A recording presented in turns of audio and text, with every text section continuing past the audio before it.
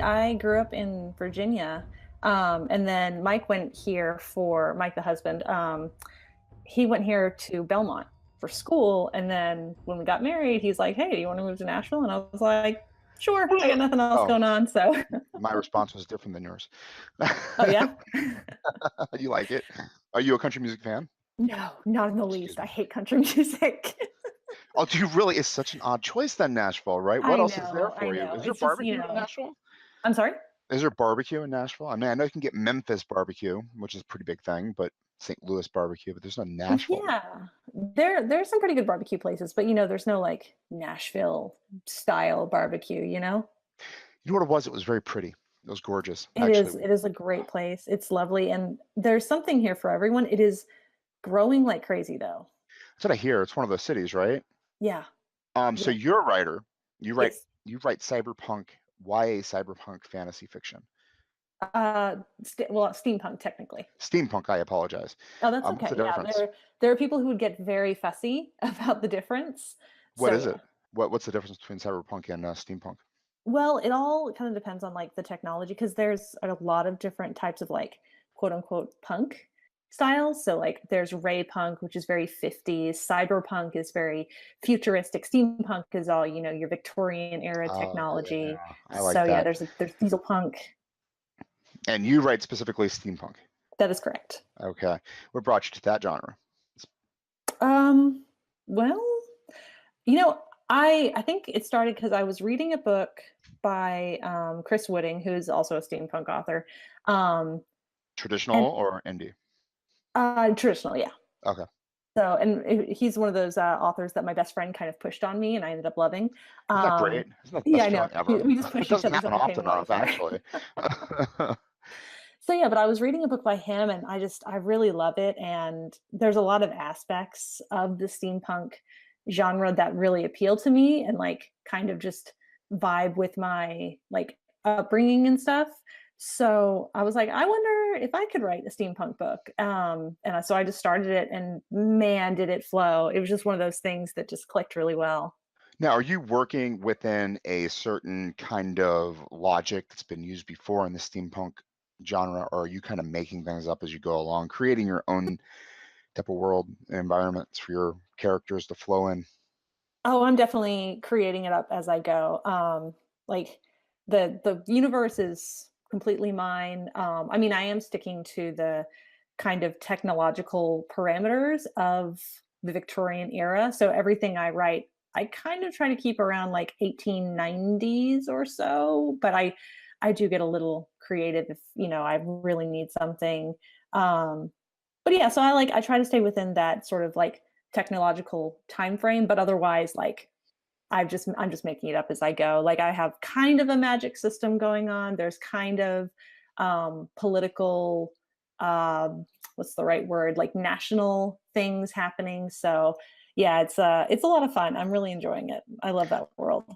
Oh, it's fantastic. I played a game when I was a kid. I don't know. I wasn't a kid. I was actually in my 20s. I cannot remember the name of the video game, Mhm. but it took place in a steampunk world. It was, lots of steamboats and factories like that, coal. I loved how the magic worked, honestly. And it's a combination of kind of mechanical and something otherworldly, huh? Yeah, and there's so much opportunity for playing with it, especially when you throw in magic. There's another steampunk author I really love called Gail Carriger, and she has like vampires and werewolves and stuff Oh, just living in society in I her mean, we steampunk have all world, these and things, that's don't really we? fun. Like all these little tropes are in our lexicon, basically, when we start writing. It's lovely to dig into it and start reimagining what those are. Yeah. Vampires. I mean, how do you play with that in a unique way in a steampunk environment? Um, I really like to turn tropes on their head. Like I know in a lot of I don't know how much vampire fiction you've read, but And rice. I mean, well, yeah. that's the epitome as far as I'm concerned. I haven't gotten into a lot of it lately because I know there's a lot. There's a The ton. Oh my gosh. Twilight stuff and the what is it? The HBO series that just went Oh, away. True Blood. I did a podcast on that Arthur. I think it's Charlene Harris, right? Mhm. Shoreline Harris, something like that. Yeah. Yeah, I mean, yeah, there's a lot of vampire fiction. There is. I mean, there, such a part. I think, actually since before Dracula even, it's just been so much a part of our just our, I guess, culture and history, and they're just Yeah, before absolutely Dracula beloved. is But you're interesting. right. And Mhm. Anne Rice is, the legend. I think so. And the fact that I thought she was done. I didn't Oh think she yeah, was no, writing she's still anymore. And she's got like two or three new ones out, and I haven't picked them up yet. I'm not even interested. I have to develop like yeah. a new passion for her work or something. I don't know what ruined. Or who is one of your favorite? I mean, did you say the vampires are in your story, or There is it a friend is, of yours? Okay. there are a couple of vampires. Okay. And I was saying, like, I really like to turn tropes on their head, and a lot of Okay. vampire fiction, the vampires are like, oh, they're so angry and broody, blah, kind of thing. hmm My vampire's nice. He's kind of, the vampire version of Casper the Friendly Ghost. How does he sustain himself? Is it blood or is it something else? Oh, it's blood, but it's entirely voluntary. Oh, interesting. He has a Yeah. pet. He's oh no, he's not a pet. He's a friend. And there's Okay. a whole history there, which actually explored in my latest book, Raven's Cry, which just came out in May. Like, you met the vampire's name is Kieran. You hmm meet him in Out of the Shadows quite abruptly. I don't want to give anything away. And you know that, like, he and one of the other characters go way, way back. They've been friends forever, but you actually find out a lot more of how he came to be a vampire and whatnot in Raven's Cry, which is like a standalone prequel to that entire world, and kind of how he learns to be a vampire, so to speak. That's super cool. So basically, I mean, it sounds like there's a symbiotic relationship between the vampire and his friend who's not a vampire, correct? Yes, him And and they're his friend and several others, actually. they're both male too, so it's kind of like it has a like a love interest vibe going on there too, right? I mean, they're split apart but yet together, joined together in this kind of, I don't know, what does the human get out of being friends with a vampire? Oh, I mean, it's just like anyone else. I mean, they're not They're not intertwined lovers or romantically, anything. No. but they are best friends. They go way, way back, and that was something else that I wanted to kind of turn on its head. This kind of idea of, like, dude Male friends, like, friendship. they have to Yeah, have man. that separation. Like, no, no, That's these so guys interesting, are right? like Because I went right there immediately. First thing I was like, they're gay.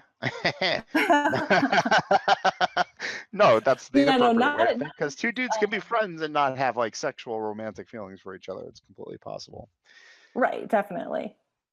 Yeah, it's like nowadays it's a huge issue too because men do not like each other. Yeah, I think that exact same reason. There's something wrong with us, like broken straight dudes are just afraid of other straight dudes.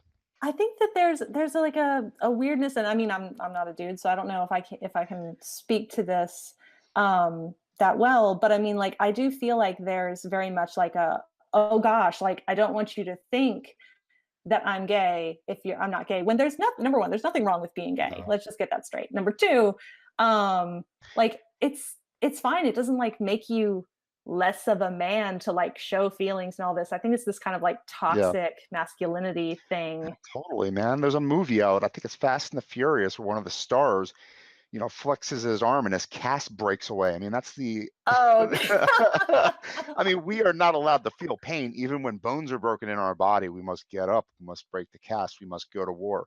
You know what I mean? We are men. It doesn't work any other yeah. way. That's what we're shown in society anyway. Yeah, and Terry Crews, who I love, he Mhm. has so many wonderful things to say about this. Like, he's written a book that addresses this, and he's just such an amazing advocate, like, against toxic masculinity and, like, this kind of, like, thing that is in our society. And what's cool about that, I mean, he is like what you'd want to be in terms of a man. You play a sport really hard, you do it professionally, you work out very hard, you're a good dad, you're a good husband, and you excel at doing something more than just, being big and buff. You're actually funny and intelligent and can engage an audience. I mean, it's interesting. Oh yeah, like, he's got it all. He is the epitome of cool, and he's sweet and funny. I don't know if you watch Brooklyn Nine-Nine, but that is by Yeah. far one of my favorite TV shows. I'm having a hard time watching anything right now. Honestly, I can't turn the TV on to watch it. We Oh cut a no. cord, and I think net neutrality has really messed everything up for us. The That's loss a of it. whole thing. It's a frustration for sure. And I was actually listening to a couple of your other podcasts. It sounds like you're having some trouble getting into any kind of entertainment. You're just in a slump. Because you Yeah, said you yes. We, kind of read stuff I right now too, right? what I see interesting. I mean, I'm totally into the Star Wars thing, right? Mm-hmm. But I mean, you come home from a Star Wars movie and you immediately get attacked. You Mhm. can't express any kind of joy for, something that you liked, because there are people out there that call you blah blah blah. We're in a Yeah. very derisive culture right now. The You internet look is a at weird place in that way. right? It, because I try to only hang out in like the nice corners of the internet, like Instagram. But yeah, like I can't stand Twitter. Twitter. Twitter is like a dangerous place. I don't get it. I want it. I want them to come after me, the trolls or whatever. They're ignoring me. That's hurting my feelings, actually. It's because you want them to. I'm troll baiting every single day. Come get me, guys. They don't want to have anything to do. No, yeah. Yeah, I'm having such a hard time getting through stuff too. Like I'll pick up a book and then a new book will pop up and I want to start it. So I've Mm. got like 100 books on my phone that are open to various pages that I'm desperate to read, but there's a new book always. We're in the age of discovery, and it is the biggest curse on the face of the planet, or I know. the face of history, right? I know what you mean. We have, gosh, like around every corner, there's something new and interesting. Like I'm friends with a bunch of authors, and they all have books and stuff. And like I think you just have to kind of like set boundaries and say, "This is what I'm doing. I love you, but I can't get to your book right now, and I probably won't be able to get to it for 6 months. But I will post pictures of it on Instagram." I know, right? The Yeah, promise is that I'll look at it, right? And I'll look at that first page, and that feeling of getting hooked, of wanting yeah. to get to the Oh second gosh, page and going, geez, I want to know what happens to this character, and flip into that back page. As authors, that's what we strive for, right? We want people to read our stuff in a passionate way. yeah. Bring our books wherever they're going to make sure they have an opportunity to read us, they'll read us. I mean, our friends want us to find that in them, or if we're not finding it, then I guess they're not working hard enough. Is that an answer, or is that callous? No, I think it just depends on the book because not every book is going to be for every person. Like I just met someone over at BookCon where you and I met, Mm, and she wrote the sweetest review for my book. She loved it. It was great. But I've mhm. also had a review from someone who, when they got to the part with Kieran the vampire in Out of the Shadows, they were so disappointed and they were just really let down by the fact that there's a vampire. And I think it just depends on the person and the book, and it's very personal reading.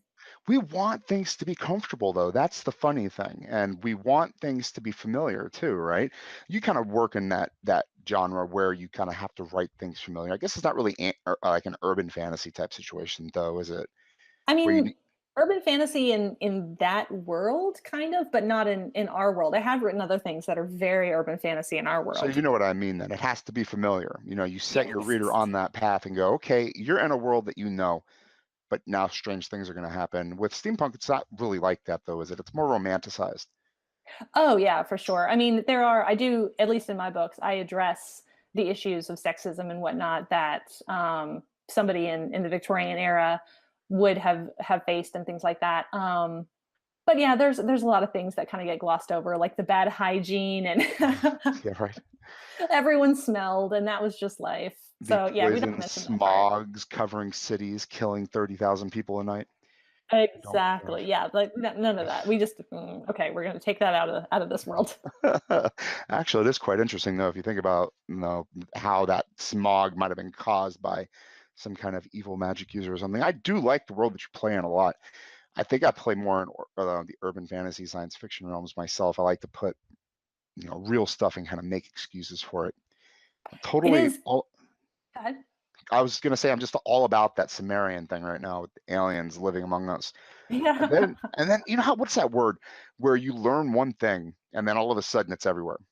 You know what I'm talking about? Oh, I know exactly the concept you're talking about. I don't know the word for it though. But it's happening though, because now it turns out there's a theory that Greek gods are the exact same freaking thing.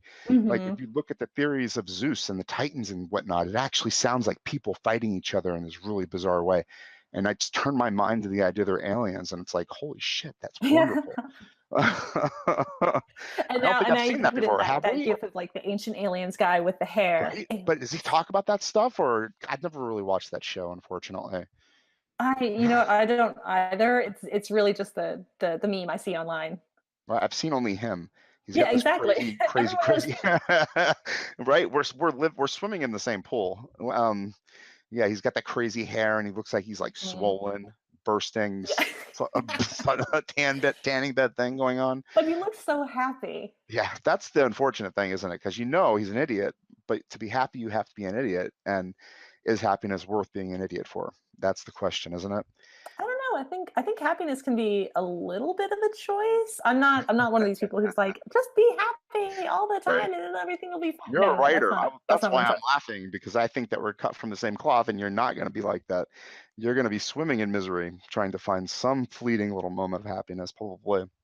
Yeah, I think if you take joy in like the little things in life and can laugh at, yourself and stuff around you, Mm. it helps immensely because the world is dark and scary and whatnot. And I think you have to like grab Yeah. joy where you can. Yeah. I mean, I think that's one of the best parts about the internet, isn't it? It's kind of brightened up those corners of our planet a little bit. That, like, what do you talk about? Conrad's dark continent thing, where the Dutch are going down the Nile, not the Nile, I have no clue what I'm talking about, but murdering people left and right, doing horrible things. Now Mhm, we're aware of that stuff. It gets broadcasted, it's laid out in the open. We mhm. know that people need water, we know how to get people water, we know that there are no differences either, like we're all the same thing that crawled out of the desert millions of years ago. Right, exactly. Yeah, and I think it kind of depends on your perspective because you can drown in it if you're like, well, everything sucks, nothing you can do about it, or like you No, it's can. very true. I I feel mean, like you can ultimately, it kind of. does suck. I mean, it does, because you're going to die, right? I Oh, it mean, does for sure. and yeah, right. I mean, that's bleak, and it's truth. But like we were Yes. just talking about, we're looking for those tiny little kernels of wonderfulness. Mhm. A piece of pizza that comes fresh from a pie that's minutes from the oven. It's dripping and wonderful. I mean, that Oh stuff gosh, that doesn't sounds last good. forever.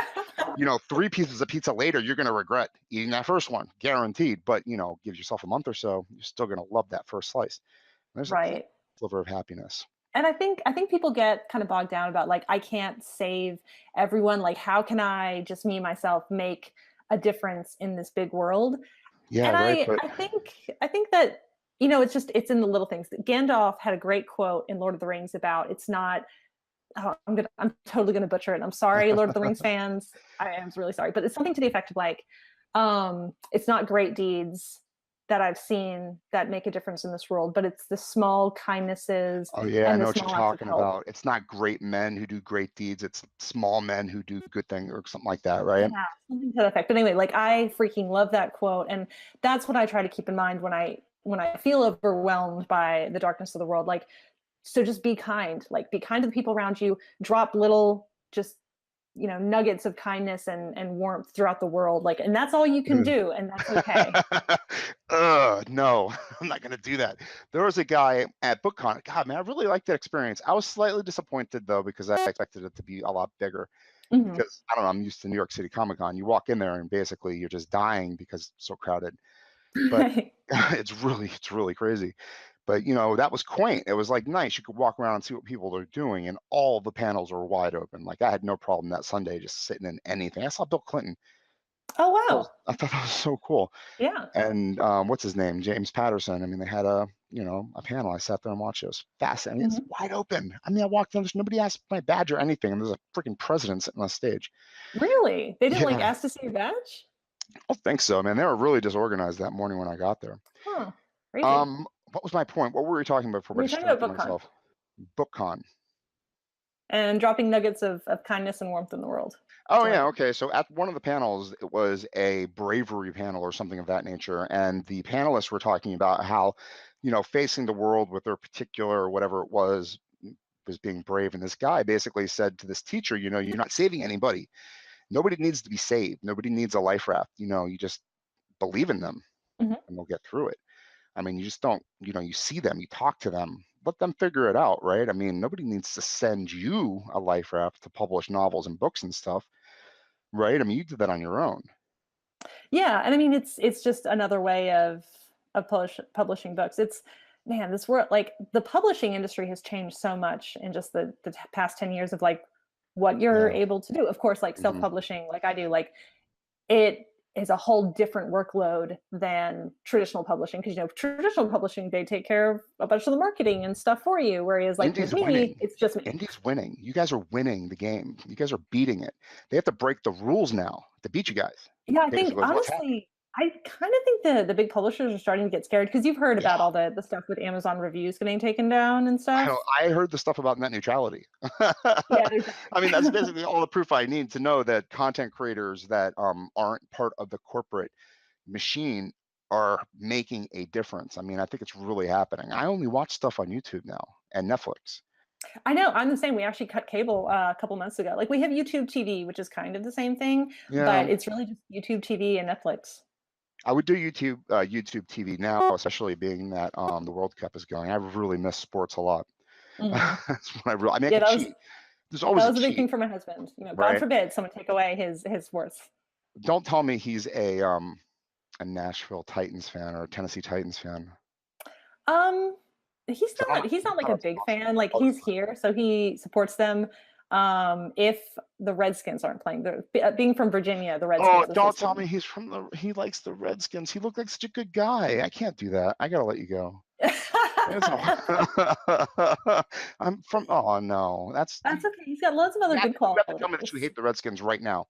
No, I'm joking. Don't. I just don't like sports. I don't care.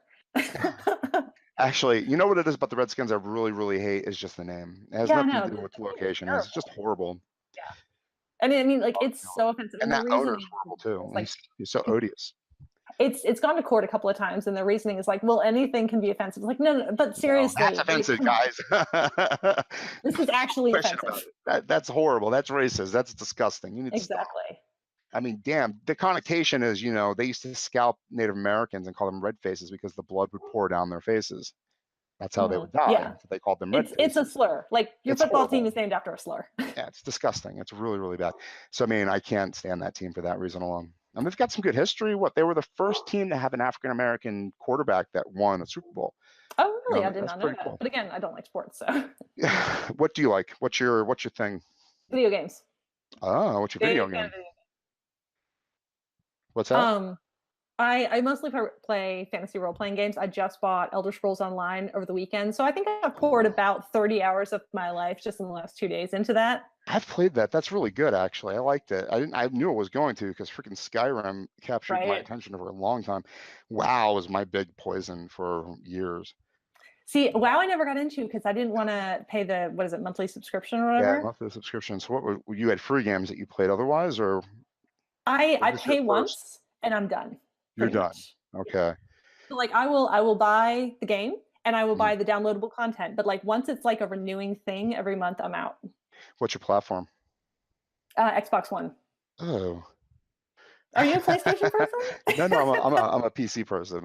Oh, okay. Actually, I will give you like if I had a more comfortable place and like a better computer, because really I just have my laptop, which isn't great for gaming. Yeah, I'd no, it's probably not at be a all. PC Any person laptop. too. You can they could tell you what's good for gaming, and I imagine that if you spent like $4,000 on something, it would be fine. They Hmm. just get hot though, don't they? And it just doesn't seem like. I mean, I just imagine I'm cooking parts of myself I don't want to have cooked. Oh yeah, my laptop's breathing heavily right now as we speak Oh, because just it's because of Google Hangouts. yeah. So yeah, I mean, I would probably be a PC person. There's a lot more you can do with it. Like you can get in there with some of those like bug fix codes and stuff like that. Yeah, man, that's totally cool. And if something goes wrong, I could fix my computer. You know what I mean? I don't know about. And you could always enhance it, and games Yeah. get better, your computer gets better. I Hmm. like it a lot. I did buy an Xbox 360 though because I love Grand Theft Auto. And when it came Ah. out, it was not on play. It was not on the computer. And when the new or when the new Elder Scrolls come out, I might make my wife let me buy an Xbox One so I can play it. Oh. It will be Yeah, an I Xbox put it One off though, for a long because time, but putting it off, it'll be cheaper, so that'll be good. well, exactly. But I've heard that there's going to be another generation soon, so I'm a little Ugh. irritated. That makes me insane. Right? I hate it so much. It's why I love computers because a motherboard is never going to go out of style. There's always going to be something in it that's somewhat affordable. Right, and That's what I that's want. what we did for years. Because Mike is IT guy. Mike the husband. He Mhm. would like upgrade my computer if I needed a new processor or whatever it was, and like he would do that for me. And so we never had to just like replace the whole unit. What's And it the was I yeah. mean, is it just like the Xbox is convenient, plug it in and go type situation? Well, for a while it was because those video game creators they were pulling that trick where it was like, oh, it's only on this Oh, I platform, know, I hate that so much. and so that's what like got me in. It was like the gateway. Yeah. And now, There's a game yeah, on and now PlayStation I'm I I'm kind want of to stuck. play. It's that I think it's Ares, the god of war. Is it the god of Oh yeah, war? Is yeah, that what it yeah. is? I Chief think God god of of war? War. I don't know if it's technically Aries, but God of War is the game Yeah, that looks so good, game or at for. least it used to look good. The game looks amazing.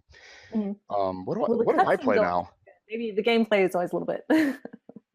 Man, what's it called? Pillars of Eternity is really nice. I don't know that one. Like Baldur's Gate. I'm not familiar with it. Oh man, you don't know those games. They're so cheap right now. You can get them on your phone. I wouldn't recommend that on your phone. They're much better on a computer. Ah, Basically, they have you could pause every single turn. I don't know what they're called. I'm not really like an expert gamer, but I do like right. role-playing games. What's your favorite game of all time? The Dragon Age series.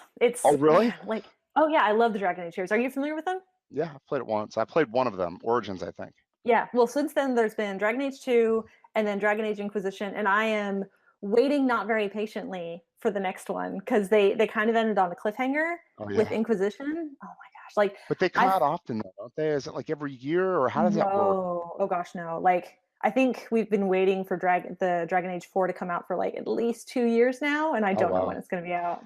What is it? Not Dragon Age, but the game with the guy who time travels into his own DNA. I have no idea what that is. Wow. I might have described it really badly. There's an animus in it. They're really famous. They did a pirate ship one just recently. They've been to the American Revolution, the Roman times. Oh, the Assassin's Creed. Yes, Assassin's Creed. They just did a movie about it, or they based on it too. Yeah. It seems like they come up with that every year. A new one every year of that. Those do come out pretty often, and that's definitely a That's smart, moneymaker. right? I mean, if you can Yeah. run that type of content on a yearly basis, I mean, that's what it is. It's just a series of novels. Yeah, pretty much. You're right. I That's mean, so true. that's And your like goal at the it's end of the got day, isn't it? it's got the To thing of like historical fiction where you have to have all your like yeah, facts and dates and love stuff it, straight, which is love it. impressive. Yeah, and you're in a fantasy world too. So I mean, it's like it covers all types of little yummy things for me. Yeah. And you're killing I things. I don't Huh? actually end up playing very many video games just because they take forever. And I'm the kind of gamer. I explore every nook and every cranny and talk to Yeah, every NPC. So it's it takes me exhausting. ages. I think that's the writer in you too, right? I'm sorry. I think that's the writer in you as well. I do the same Oh yeah, thing. for sure. I have to know where all the special things are. I don't want to miss like a magical ring or something that's gonna make me the most powerful character in the game. So I have to make every Exactly. inch And explored. that's why I like the Dragon Age series because the writing on it is so good. Like you're not just playing the adventure, like you're also like cultivating these relationships with your party members and like developing romances and all kinds of stuff. And I love it. I don't care about the story at Do all. you not? I skip past all dialogues. It's so irritating. Just Give let me me the kill quest. stuff. Yeah, let me go finish this, which is really unfortunate. I guess it would really help with storytelling. Do you find that the video games that you play help with the writing, or are they just separate completely? No, I think they do. I think that the more like his, and I know that there are some people who definitely don't agree with this, but I think video games and like playing them is very much like reading because you're participating in the story and the narrative and stuff. And I feel like that just kind of gets the brain juices churning of like what if, or like what if in this situation there was this or what have you. So yeah, I think it's really helpful. Yeah. I do think that people need to be careful of being derivative. Not, and I'm not trying to be like fussy, like oh derivative, but like I think people recognize it if it's a like a copycat. Yeah, and it's hard though, isn't it? It's It really is because hard because everything you under could the sun has been find, done. especially being that you're not writing in a vacuum, right? I Hmm. mean, you're collecting all these little nuances, not from just your life. I mean, obviously, you have lived a very unique existence, but the amount of content that you can consume, I mean, you can only pull it from so many different places. I think our generation, our children's generations are going to have a crazy time being unique. I mean, they're going to have so much to pull from. I mean, the accidental discoveries that my children will make. I'm so jealous, right? I mean, do you have kids? No, no, no.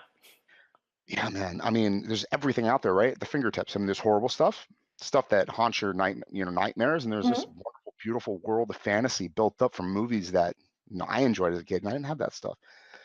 Fan I know what fiction. you mean. The content is, man, it's just multiplying. It's kind of like Yeah. going up this exponential And that's what I was rate. talking about with traditional publishing houses. The mainstream media outlets are scared because they can't stop it. They want to Oh yeah, badly. And I mean, us indie authors, like we're not. I don't think we're bound as much by the same timelines and stuff that traditional publishers are, because it takes a long time to traditionally publish a book. It's a couple, at least a year, if not more. To publish an Um, indie or a trad? Traditional, because with Oh, okay. traditional publishers, they take all this time to like build up buzz and stuff Yeah. before, whereas indie I don't authors, I know. feel like we can produce faster, Yeah. which is up for debate as to like whether or not that's a good thing. You know what's messed up though? You're not an indie. I'm sorry. I bet you have a community. I bet there's a bunch of people around you, not just your husband, but other writers that you work with, right? Oh, for sure. I have Right? I'm very much into like the whole Bookstagram community, is like the bookish corner of Bookstagram. Okay. Instagram. And there are a ton of us on there, all indie authors, and we support one another and like cross promote and encourage one Really, another. And really like I interested in just this finished subject. beta reading for one of my other author friends on there, and it's Yeah. so fun. I love it. How do you, is it just, okay, Bookstagram? Yeah. So it's Instagram, just books. So if I type in books in Instagram, I'll be able to find your little corner, or, If you so I you can just look me up on Instagram under my name, Dana okay, Fraedrich, which of course oh, has a perfect. crazy spelled last name. So Frederick is the Fraedrich. But yeah, like if you like type, if you were to go to Instagram and type in like hashtag Bookstagram, you would just find so many pretty pictures of books all laid out. And we do like we play these little games with tags where it might be like spell the month in books, and then you like take a bunch of books with like, so for May, I think I did oh gosh, I've already forgotten which one I did. But basically like the title is a letter, like the first letter of each title, like you kind of line up to like spell the month or what have you. Uh-huh. And then, we'll, Oh, that's tag interesting. each other like, okay, now it's your turn, you spell the month in books, and then they pick books from their bookshelves, and it's really fun. That is interesting. Yeah. So I don't know how to use Instagram at all. I mean, that's a very unique way to kind of utilize that platform as an author. I kind of use, art and put something underneath it. There you go. Like a quote or something along those lines. I mean, it's really mundane and boring, but you're actually interacting with a whole bunch of other people. I mean, Mhm. it is kind of drips and drabs when you do this thing, isn't it? It's kind of like, I know two people, you know two people. This other guy knows two people, and then all of a sudden you know eight people. You know what I mean? Right. Yeah, we all follow each other and like comment and like make friends with other people's friends. Oh yeah, for sure. It's kind of like we're all like hanging out in a big room at a party, but you don't actually have to have the awkwardness of like instant face-to-face conversation. Yeah.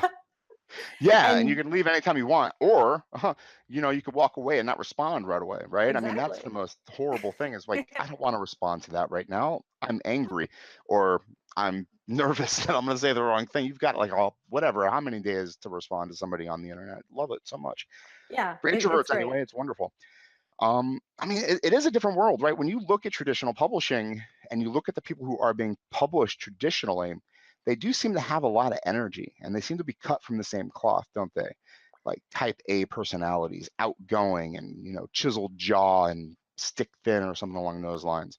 I think it kind of depends. At least in the like, because I love the young adult genre, and so I'm more familiar with a lot of those authors. Yeah. And I don't think all of them kind of fit that particular mold. Like I remember seeing a panel last year, because I went to BookCon last year as an attendee, and what was her name? Susan Denon, I think is her name, and she was so quiet, bless her, and shy, and like I don't know that she was the best pick for a panel, because I mean she was super duper sweet, but gosh, she was quiet. Very um, interesting. Would you want to do a panel? would I? Yeah. Would you want to jump up on stage and Oh, talk I've about done your them. Yeah, books or I've really. yeah, yeah. Where I'm going to be where doing have more you in July. So I'm sorry. I'm going to be doing more in July. Oh, really? HyperiaCon is our local Comic Con, so I'm a guest there. So yeah, I'm totally fine with it. But I like people, so I like talking and Like just we just talked interacting with about human though, beings. I like people if I can walk away, right? I don't want to get stuck in like I call it a conversational merry-go-round. And especially when I have neighbors, you know what I mean? I do not want to show them that I am articulate enough to have a conversation with them, because when they're bored, they'll come knock on my door and seek entertainment from me, and I don't want Yeah, no, I get that. I don't that. make friends with my neighbors for that reason. Like I don't Right? like, you're They fine, all you're a hate nice me. person. They all hate me. They look at me like they want my face to like melt off of my body so they can laugh at me while I, screaming in agony on the sidewalk. Oh gosh. There Maybe does not need to that bad, be but something in our society for that. Like, look, it's not that I don't like you. but I just don't want to have this conversation anymore. It's Have a nothing wonderful to day. do with you. Goodbye. I There just needs to don't be want you to something for come. that. Yeah, there has to be. Should be called politeness. Honestly, that's how I view it. That's why. But I live Right. in New Jersey, and like you have to be a transplant here to actually have any politeness. You know what I mean? Oh. I I see. I've mean, never lived in Jersey, so I'm not familiar with the, I guess, culture. Is that the right word? you were in New York. You kind of understand what it was like. What was your experience as somebody from the South? You've been here before, obviously. You've been to New York. New York Right. is an exciting city. It's lovely, right? It Would is. you want Oh to live gosh, here? and it is like just all the time on, Yeah, buzzing with energy. always. Always, you Um. never know. I mean, I used to work at an overnight diner, and I'd get off at 5 o'clock, 4 o'clock in the morning, sometimes dead, Mhm. and you would pass people on the street. I mean, you Yeah. always had to be kind of leery of where you were and what's happening around you. It's a Yeah. crazy place to live. It's a I crazy I for place. sure would not want to live there. It's too intense for me. I need everyone to just calm down a little bit. But I found everyone to be really nice, and I say this having, okay, I don't know why I've started a tradition of losing important things on the street in New York Ugh, two times in a year now, or sorry, two times in a row now. what did you lose? So first year last year, I dropped my cell phone on the street. In an Oh, effort to like not lose my cell phone, I put it in like my front pocket. And girl jeans, the front pockets are teeny weeny, yeah. and it fell out.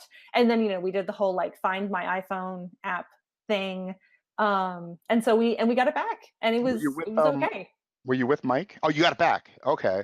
Yeah. Well, Okay, I actually, was it's going to funny. I ask, didn't. how did Mike handle that? And I know if my wife had lost her cell phone on the way to BookCon, I would have been quite irritated. He's incredibly wonderful and patient. Not to say like you guys aren't, but like I'm not. I think he Not at knows all. me, like Yeah, or at least he's come to know me well enough to know like this is sort of par for the course. yeah. So he was totally cool about it. I That's all. actually I totally found it so awesome. By the way, at your booth, you were in costume, weren't you? I was, You yes. had the best. You had one of the best booths there. It was so cool to just walk in and see stuff, like Thank cool you. stuff. I really That's really appreciate neat. that. Yeah. Yeah, and you guys were engaging too. Like sometimes I would stop at a booth and I would look at some stuff, and nobody would talk to me, and they would treat me like I should move on. So I would move on.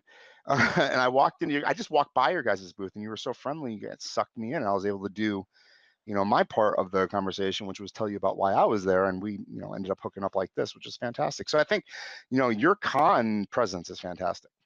Thank you. I really appreciate it. Like I said, it helps. I know I have the benefit of I'm just a friendly person, and I like other human beings. So I you're like saying you're talking with cheating. them. I'm You're sorry? saying there's no hope for the rest of us. You're Yeah. cheating. Because there's no way I'm going to become a friendly person by the next con. Right, and that's okay, but that's okay though. I feel like everyone has to find their particular rhythm. Yeah. But So actually, Mike was the one who I think talked to you first because I was busy you stuffing were my shoving face. food down your face. Yeah. Yeah. Yeah. But I knew it was your booth though, because you were the one in costume. Yeah. And your presentation on your book is really good too. I wouldn't have known that you were an indie publisher if I wasn't looking specifically for, the publisher mark. Well, thank you. I really appreciate that. We both work really hard on like the con presence and stuff. Like we did a Yeah. practice booth down in our basement beforehand, so we would know like this is going to look good, and we know what we're getting into. Um, So Mike is like a huge part of the process all the way through. yeah, my husband, he's so supportive and like patient, and man, he does so much stuff for my career as a writer because we talked about me quitting my job and writing full time for about 2 years before I Yeah. actually did it. And And was that he's based been on like you got successful and then did it, or was it, oh my God, I can't believe we're doing this if It this was, oh my doesn't God, work Rika, I out? can't believe we're doing this. Like, jump in with both feet. Let's just see what happens. Yeah. Wow. Yeah. And how many novels do you have published right now? I have 5 titles out. Two are in like a fantasy adventure series, they're like my book babies. So the first ones I put out, and I admit I made a lot of mistakes with them, like as an indie author, not knowing what the heck she was doing and not knowing anyone. Like those are kind of like my mistake babies, but that's okay. I I want still to know love what them. those mistakes were. What mistakes did you learn about when you put those books out? um, I didn't do any promotion at all. Like I kind of like did a post when they first came out. Hey, I did this, and then didn't mention anything about them again for a year. Oh, So like no promotion on those. so what's the reverse of that? What would you do? Like, go back in time and have an opportunity to talk to yourself. What would you say? What would you suggest for I would that say get particular started mistake? on your author platform before you even have a book out. Like, let people know it's coming, start making friends and connections and all that kind of stuff. Like, start building your author platform well ahead of time. And then, you can talk about this upcoming book and build that all that buzz and stuff, which I've since done with the titles that have come out since then. But yeah, like it was a real slow start. It was a So, lot of like, false starts with that. specifically, it would be like your Bookstagram, those people, or your marketing platform, basically your launching pad, or your Twitter account, or your Facebook followers, or something along those lines, right? People that have that you have access to sending links to Yeah. over And over. and I would also caution, like, along with that, don't try to do all the platforms. Like, Instagram is my home. I actually didn't think I was going to like Instagram. I got the account because I thought, like, I kind of had to, but it Well, turned out to be Instagram is Facebook, right? Instagram and Facebook are big ones. Yeah, Twitter I feel But like no, is a are little they bit. the same thing though? Instagram and Facebook, Oh or is yeah, that yeah. Facebook owns Instagram. okay? Yeah, but they are different, like, companies and like different platforms. So Instagram is like the one that I have found that I like the best and have the most success with. So really, I just push everything from my Instagram account out to the others, and Hmm. I barely do anything with the others, to be honest. But Instagram is what I have found works for me personally. Do you have a website? Oh yeah, it's just wordsbydana.com, so nobody has to fuss with spelling my last name. That's where I push everything, except for like stuff I read on the internet. I push it right from my website, podcasts, like little flash stuff. What Right. do you produce? Like, are you just novels, or do you do Instagram also? But I mean, do you do anything else? I do put out short stories, which are Oh, set in the Broken Gears universe, which is my steampunk world. I do short stories for my VIP newsletter subscribers. So, hmm, and that's been really interesting because writing short stories is a totally different animal than a that's my novel. baby. I love it so much. I love short fiction. I'm starting Novels to drive me like. crazy. I have a hard time with novels. I'm writing a novella right now, and I want to pull all my hair out. I have It. two, Yeah, and I don't even know how I'm alive, and I wrote two already. I just really, I don't hate them. I really like the achievement aspect of them, but man, they hurt. Short fiction, it's a lot lovely. of work for sure. And I mean, I think short stories are a lot of work too because it's so much more concise. Like, you got to get it done and then get out of there. I love it. I love it so much. I'm learning to love it. Like, there have been some that I've written, like the Broken Gear stories, and it's easy because those characters are all so different and play off each other so well. Hmm. But like, so like the short stories in the Broken Gears universe that my VIP newsletter subscribers get, those are pretty easy. Like, I can create a situation with these two contrasting characters and then solve it by the end. But Yeah, like, basically. in like a vacuum world, like my urban fantasy short stories, those are harder. And I haven't quite figured out, like, what the problem is. I Like. mean, and I think what I do when I write short fiction is I Mhm, just have a world that I want to put things in, a mhm, box. yeah. And it's basically that's all it is. It's a sandbox. I put this character over here, I put that character over there, and then I mess everything up and see what happens at the end. Right? I mean, that's basically all it is. Is it a part of something bigger that at one time I would like to develop? Yeah, I think everything short fiction wise is part of something bigger. Mhm, You know what I mean? But when I write a novel, I'm not trying to educate you because obviously you're very smart and you've done quite a bit of good writing and stuff like that. But um, it's all about just those little micro moments for me, building scenes, which you yeah. do in your novels, right? You just build scenes and you decide the collection of scenes and how they go together. And that's short fiction and not novella or novelette or something along those lines. Mhm. And My unfortunately, problem. everything's an accident too, right? Because man, you put words out, are they good or do they Yeah. suck? And you don't know. That's the freaking hardest part about the indie process for me is not knowing. And when I send stuff to a publisher and they say, ha, ha, ha, no, I know. You know what I mean? It's like, it's Mhm. clear. I can't argue back. I can't say, you're wrong. I hate your guts. I hope your mom gets run over by a truck. Oh I can't god.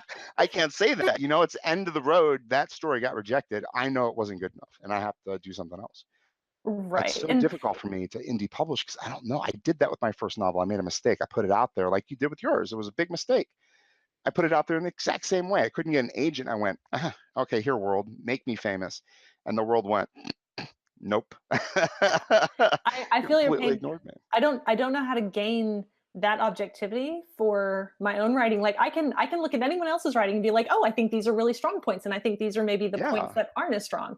With my Isn't own that writing, what we strive for, though, in terms of our artism? Artism, like it's a syndrome or something. artisanal writing. No, I mean our our nature. I mean, we want to kind of get to the point that it's rote, isn't it? We want to be masters. Right. Yeah, I know what you mean. Like I want to tell these stories that or we want to tell these stories that are like well crafted and incredibly well put together with clever turns of phrases and great characters and all the things. And we want to know where our weak points are so we can work them up. We I want think somebody to that say, "You suck at this, make it better." I think that's what I want. I want somebody to say, "Dude, I know you spent 80 hours in this story, but it's never going to make any money, and nobody is ever going to want to read it. And you're going to have to go back, and you're going to have to rework every single point and every single word to make this even legible. Have well, I fun." definitely don't think anyone should get into writing for the money. Right?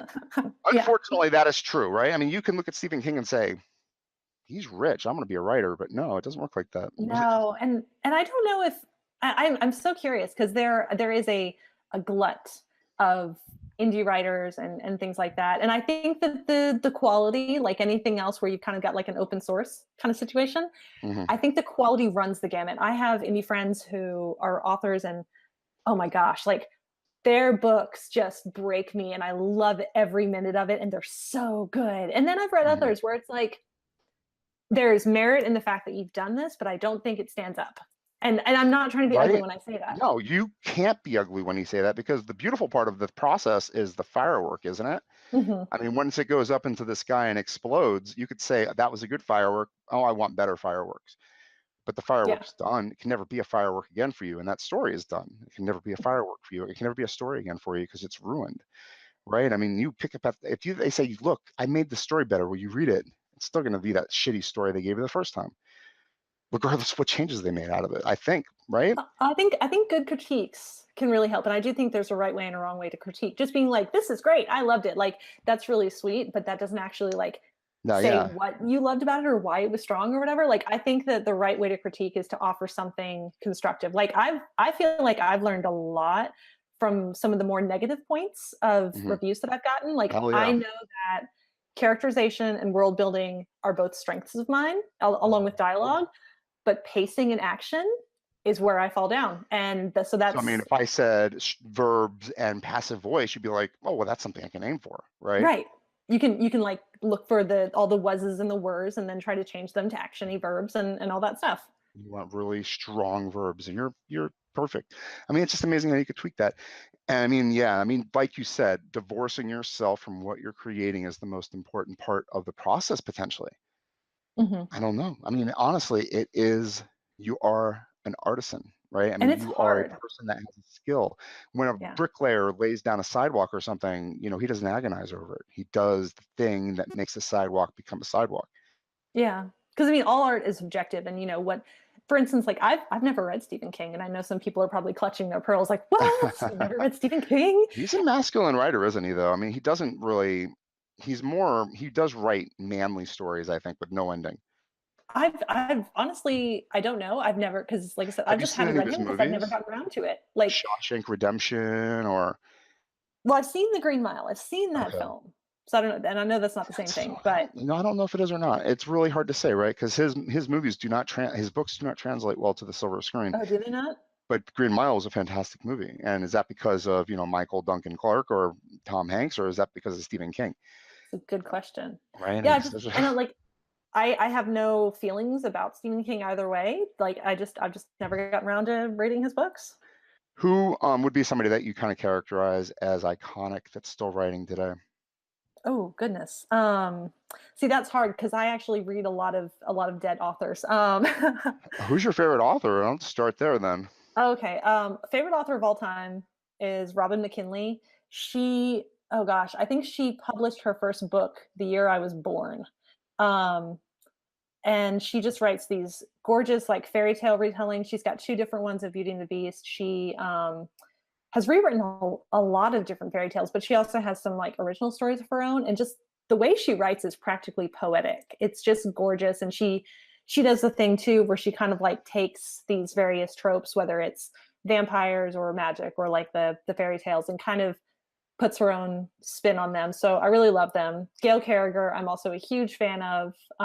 She's one of these authors that like I want to meet, but I'm also kind of afraid to, because the whole never meet your heroes thing. Um, and again, like I love world creators, Yeah. the people that like take me on a journey to a different world.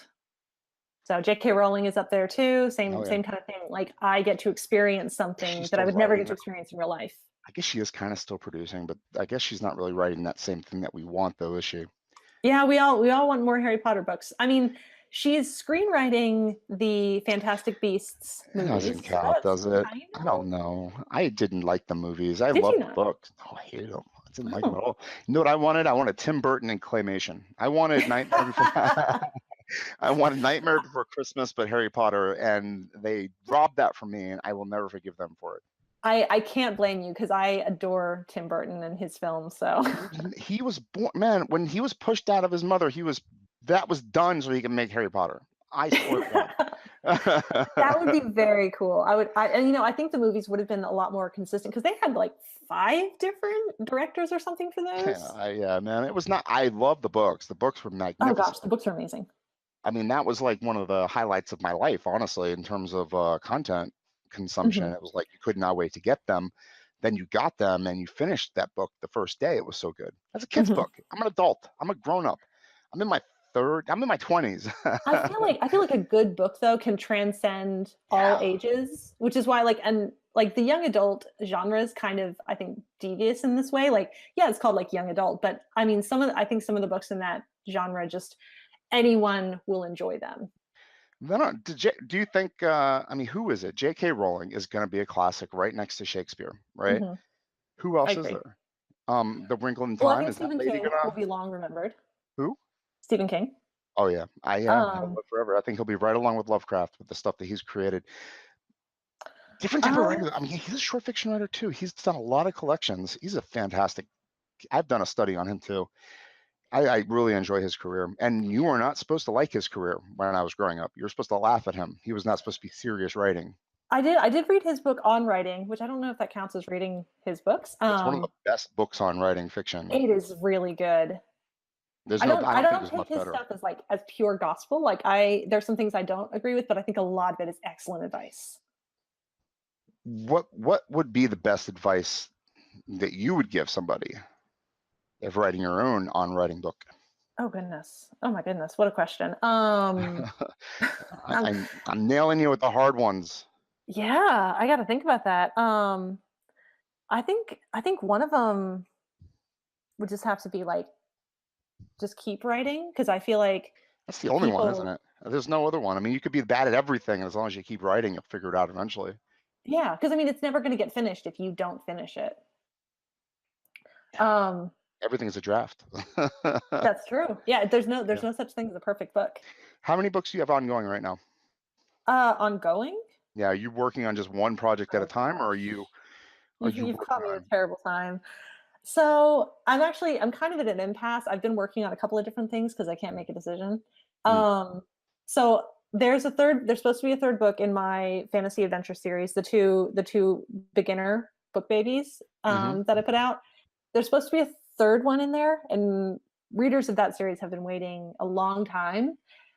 But it's kind of one of those things where I'm not even sure there's a full book left in that series. Like there are a few loose ends to tie up, but I'm not sure there's a full book. So I'm kind of struggling with that. I actually need to go back and reread them because I started writing it and realized that I've kind of lost touch with these characters. I need to get to know them again. And so like I'm going back and I'm reading the first 2 books so that I can get reacquainted and whatnot. And then of course, like I got a new idea that I could act because ideally I'd like to be a hybrid publisher or sorry, not Hmm. a hybrid publisher, a hybrid author. Yeah. And I would like to have some traditionally published books as well. And so I had an idea for like just a standalone funny sci-fi story that I would like to pitch to publishers. So I started working on that. And then, of course, there's the Broken Gears series to finish. So I am not 100% sure like what I really should be focused on right now. And I really need to make a decision. It's tough, right? In Mm. between projects. That's probably why I love short fiction so much, is I can I always know. You can finish get a done short with fiction them project. easy. Yep. Like, you do 5,000 words in a couple days, and then you could say I did something that day. I mean, Right. isn't it the novels? I mean, this novella is killing me. I've got to get to 40,000 words or so, or 20,000, at least 20,000 words, and I'm And on my first chapter again for the 12th time. I've got this whole thing that I need to finish, and it's like, why are you doing this, dude? You got until the end of the month. Finish the dumb thing. You because know? it does take a lot of work. I think that should always be acknowledged whenever anyone is reviewing a book. Even if you hated it, acknowledged it takes a lot of work. Because even a novella, which is like a mini novel, it's a ton of writing and rewriting and edits and sleepless nights stressing over, is this right and am I good? Yeah. And then you go back through it, and you're like, God damn it, I've skipped like all types of words in these sentences, and I have no clue how. Oh yeah, it's like, was I You know, drunk writing this? I mean, what makes me think I can write and I put no articles in there at all? There's no articles in that sentence. It's a Yeah. fragment. There's no verb. What's going on with me? I'm going back to bed. This is ridiculous. That's the good thing, is I'm like stuck. I have to write at 2 o'clock in the morning. So once I wake up and start writing, Mhm. there's no excuse unless I go back to bed, because there's no Yeah, it's not chance like to. there's much else to do at that time of night. Yeah, exactly. So you're stuck, you're at an impasse, you're waiting to figure out what to work on next. You don't really Hmm. have any ongoing projects right now, but you need to finish the third book in your trilogy. Zuh, Yeah. right? You need two ends I within the need, because trilogies. I think that this next book in the Broken Gear series is going to be the last in kind of the continuing storyline, but there's going to be more books in that universe. Lenore is the main character in that continuing storyline. I think this next book is going to be the last in her particular narrative, but there are going to be more standalone books in Uh-huh. that world, because honestly I'm getting kind of seriesed out. Like I've come to have a great appreciation for standalone books, even Yeah. standalones, they're in the same world, so you can continue to enjoy that universe without having to read in like a particular order. I don't know how you guys do it, honestly. I mean, I guess you're at that point where you're kind of wondering how too. I mean, people write hundreds of thousands of words in the same with the same characters. I'm like, I'm so done Mhm. with my characters. By the end of my 70,000 words, I kill them all. Like, I write a special little extra chapter and I I just am murder tired of everybody. all of you. Darth Vader walks in with his lightsaber and just chops everybody up. There's no more books. Haha. Everybody's dead except for Darth Vader. And we all Yeah. know what happens to him. So, I think it's just different types of writers. I mean, yeah, like I said, I really struggle with the short fiction. I want to get better at it, but that's obviously your forte. right. Getting better at it is what we do this for, I think, anyway, right? I mean, Mhm. it's a business. You obviously can make money. That's exciting. You can go places, meet people. But I mean, when you sit in front of that computer, I think, for me anyway, there's a connection to that child, that picked up Gulliver's Travels and flipped through it and going, what the hell is up with this? This is amazing. Mhm. I want to make this. I want Yeah. to make my mind feel like this all the time. How can I do that? Yeah. You learn how to write, right? I mean, that's what we're doing. We're reclaiming our childhood every moment. And put Oh words yeah, down. it's creation of magic for sure. And you want to sit down and you want to get better at creating those worlds and get better at your craft and make that magic for someone else. Those feelings that you were talking about as a child, that you felt as a child and whatnot. You want to gift that to someone else. It's obviously frustrating. I mean, it's obviously a very, very frustrating profession to Hmm. get into, because I mean, you don't know. There's an ether there, right? There's like a fog, the Hmm. fog of war that you're reaching through, grasping desperately for something to be there. Like, we're experiencing writer's block. Is it writer's block or just, doubt? Yes, at least I think it's a little bit of both. I think writer's block is a real thing, but I don't think that it's this like you know monster that can't be beaten that some people kind of feel like. And I know everyone has like a different way of dealing with it. I personally, like, I just keep writing. Like, if I get stuck in a story, I'll start writing about the story. Like, what's the problem here? Who are we dealing with character wise? And like, what are some of their Yeah, options? And why don't those options work? And da da da da. So like, I'll just like brainstorm the crap out of it until I get over it. totally. I mean, I totally get that. But I also have a list of stories that have been rejected by magazines to edit. Hmm. You know what I mean? Do they tell you why they reject, or were they just Hardly like, oh ever. crap? It's a really good sign when they say, your story sucked, but it could have been a lot better with this, this, this, and this. So you're like, Oh, oh, that is helpful. roadmap. Again, like that, there's a right way to critique and a wrong way. Make Well, I sure mean, to add most of constructive them criticism. most of them aren't even critiques. Most of them are like, "Thank you, it did not appeal to us. Try again later." That's You not know? helpful. No, it's horribly frustrating and very depressing. I mean, you don't want it to be depressing. You read it and it's like, "Okay."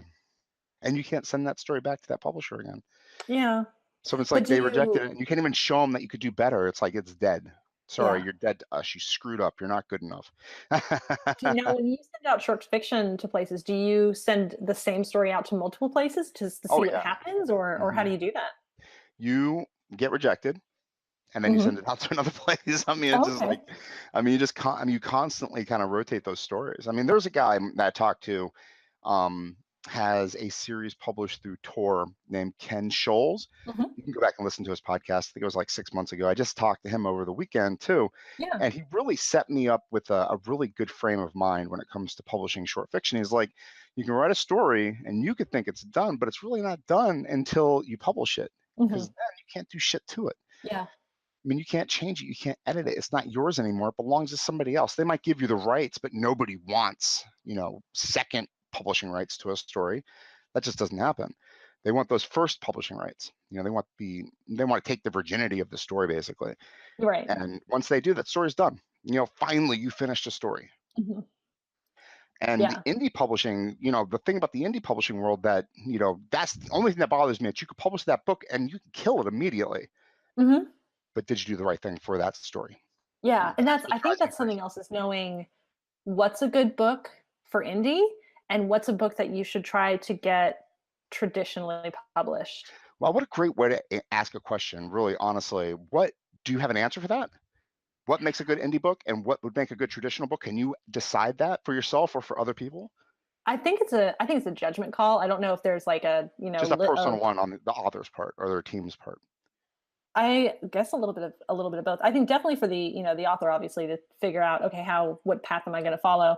Um I I sorry, this is going nowhere. Let me try again. So I think it Thought you meant the podcast. I was like, oh no, we talked about Oh, some no, good stuff, I no, promise. no. No, Let me write this my number down so I verbal can delete that statement out. No, everything else is great. no, no, just my verbal vomiting. Um, Not even once. I think that there's no way to, like, know for sure. Like, I had, like I said, the Skateboards, Magic, and Shamrocks, I love that series. It's fun and it's silly, but I was Skateboards, a Magic, much and Shamrocks. What a great title. Thank you. I like that title Um a lot. I have grown as a writer since Mm. then. Like I think it's a good solid book, but it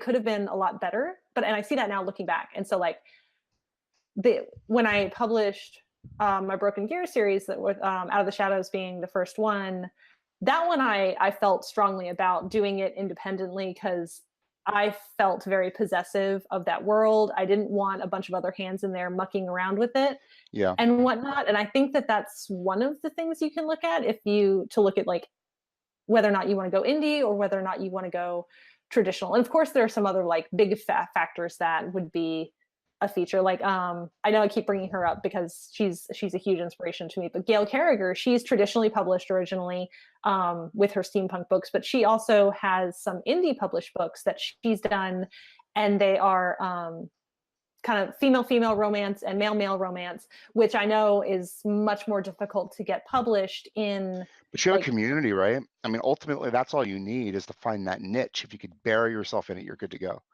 I think that definitely, yeah, that's a big help to have, your grassroots group of people for sure. Um, but yeah, so I think that some of those factors, like having homosexual relationships, those are going to be trouble. Not to say like there haven't been some really big traditionally published books with homosexual Okay. relationships, but like I think they get real nervous about that. I think big Yeah, publishers want to be more diverse, but like they let's not can't. get too crazy, They kind can't of thing. diversify. I mean, they need to show every single quarter they sold a lot of books, and a lot of Oh books yeah, means for mass sure. selling lots of books. I mean, you can't niche that, right? I mean, you Yeah. get yourself into trouble. Like you say, this is a gay vampire book made for African American males who live in Houston. Mhm. You're not Yeah, going to and sell that book. there definitely needs to be so much more representation in mainstream publishing. Like it can't just be all, like beautiful white people who are straight. Like we need all races, we need all sexual orientations. I want to see it Yeah, all, me and I want too, to see all honestly. these lives explored. I think that's one of the hardest parts. Are you a Reddit person at all? You get on You Reddit? know, I tried to get into Reddit for a minute, and it just didn't catch. Reddit's my baby. I love it so much. It's Is so it? Oh, good. you Oh said yeah. that's your social media platform. No, I love Twitter too. I really enjoy Oh, Twitter okay. as well. Yeah. Just So, because it doesn't matter on Twitter. You can throw up whatever you want and nobody's going to yell at you. Reddit's a different story though. You could throw stuff up and people will ridicule you and rip it apart and say, no, take this down. Here's some negative points. But that the point is that Reddit has so many different communities. mhm, Like you could find niches all over the place. If you want to talk to gay black dudes from Houston, they're right there. And if it's a good enough book, at least a couple hundred people will buy it. You know what I mhm. mean? I Yeah, think that's one thing as users of these platforms, what we're discovering is each other. that's true. That's a really good way to put that. I'm not discovering publishers.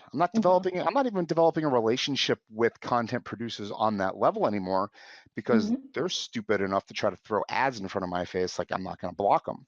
mhm. So I don't see anything anymore. You know what I mean? They're not Yeah. selling anything to me. You are though. Mhm. You know what I mean? Unfortunately, I'm only one person, but I know you know. And I think that that's one of the things that people just need to understand about being an indie publisher and like trying to like I say go it alone, but you're not really alone. No, Is that I didn't. it's That's the a funny thing. race that's I've never one bite inches, one person at a time. one person at a time, 100 people at a time. Well, you're doing a panel in Nashville, right? What's that con called again? Oh, Hypericon. So Hypericon. it's our local Nashville Comic Con, and I'm going to be a guest panelist there during the 3 days that it's going on. What is your panel? So I've got, let's see, I'm doing steampunk world building, which is Oh, kind of, great. I think it'll be a lot of fun. I'm doing Are one you on doing it the alone or are you with other people? I'm going to be with other people. I don't know who yet though.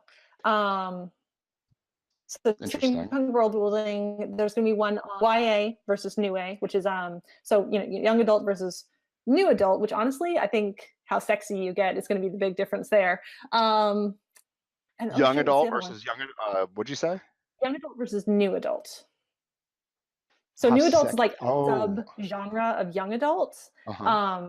It's got a little bit more mature themes, and honestly, like I said, the biggest difference I've seen is like how graphic you can get with sex. That seems to be like the biggest difference. Oh, really? That's interesting. I don't read any of that stuff. And I guess there's a gigantic market.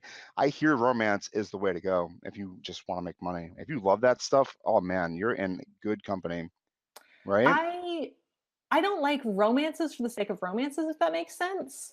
No, right? And I know Or the like right way to the think about it. romance. That's the right way to think about it. That's what Diane Gabaldon did, right? She wrote romances that were good. I Mhm. read those. They were in the romance the section of a bookstore. I read all of the Outlander series, if you know what I mean. Right.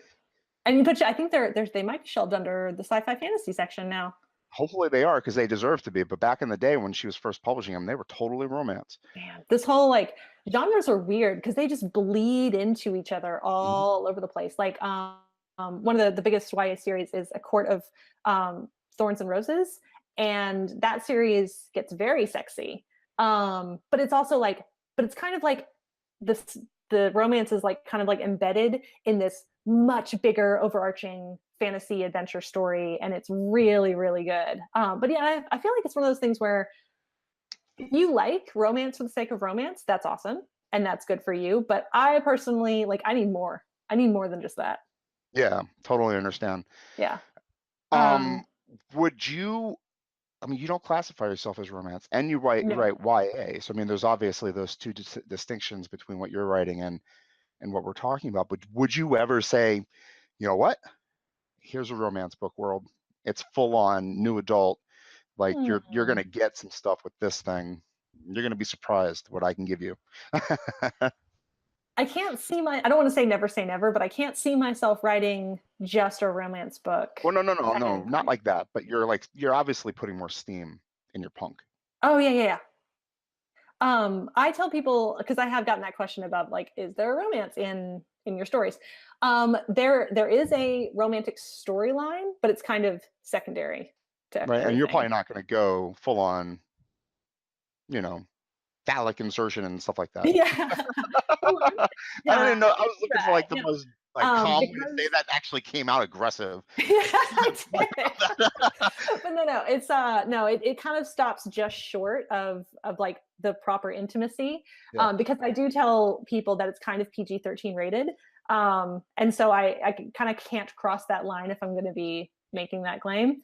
And I in mine, I also look at some of the less nice parts of romances and things like that. For instance, there's the question of like duty, marrying for duty and marrying for love. And so that question is addressed in more so in the second book, way more in the second book actually. But it's kind of addressed in the first book, which is Out of the Shadows. The second one is Into the Fire. And a lot of readers have not been super happy with some of the stuff that I have happen in there. I don't want to give anything away. And they're really hoping it goes in a different direction here in the last book. Oh, interesting. Will Yeah. they actually have an impact in the writing, Well, or I've have always they known impacted the what was going writing to by? happen. Oh, So sorry. no. No, they will not. Okay, good. Yeah, no, I've always known what was going to happen with these particular characters and how I may not have known exactly how it was going to go down, but I knew what was going to happen. It's one of the most frustrating things about the new Star Wars series that are coming out. I guess it's Hmm. just one series, but that they are actually augmenting the films based on fan reaction to them. Yeah, that's tricky because you're in the business to make money, but at the same time, like how much should art pander to your audience? Yeah. I mean, it's already you're hindered by the fact that Star Wars is probably one of the worst titles for a movie ever created. So I know. It's kind of great though. I kind of love it because now it's like it Star Wars is. is It's the awesome right coolest thing now. ever. It's the best thing ever. Star Wars is the best, and then it's called Star Wars, and you're like, that sucks. Hmm. Actually, put no thought into that. Stars, it's in the stars, and it's a war. Really, it's easy, and everybody loves it. That's all you have to do. Hmm. It's 8 freaking letters, and it's Yeah. awesome, right? I mean, titles are hard. Right, and you're gonna come up Titles with are Star really hard. Wars and make billions of dollars. Yeah. It's irritating.